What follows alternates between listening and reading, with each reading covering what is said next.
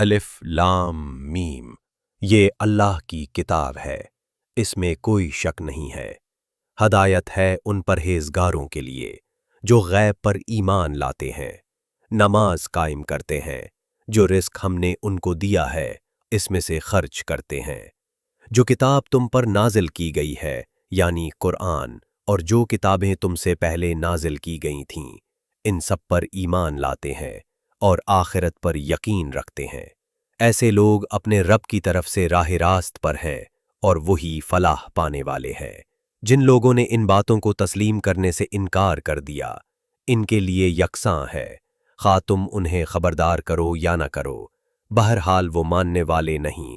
اللہ نے ان کے دلوں اور ان کے کانوں پر مہر لگا دی ہے اور ان کی آنکھوں پر پردہ پڑ گیا ہے، وہ سخت سزا کے مستحق ہے۔ بعض لوگ ایسے بھی ہیں جو کہتے ہیں کہ ہم اللہ پر اور آخرت کے دن پر ایمان لائے ہیں، حالانکہ در حقیقت وہ مومن نہیں ہیں۔ وہ اللہ اور ایمان لانے والوں کے ساتھ دھوکہ بازی کر رہے ہیں، مگر دراصل وہ خود اپنے آپ ہی کو دھوکے میں ڈال رہے ہیں اور انہیں اس کا شعور نہیں ہے۔ ان کے دلوں میں ایک بیماری ہے جسے اللہ نے اور زیادہ بڑھا دیا، اور جو جھوٹ وہ بولتے ہیں اس کی پاداش میں ان کے لیے دردناک سزا ہے۔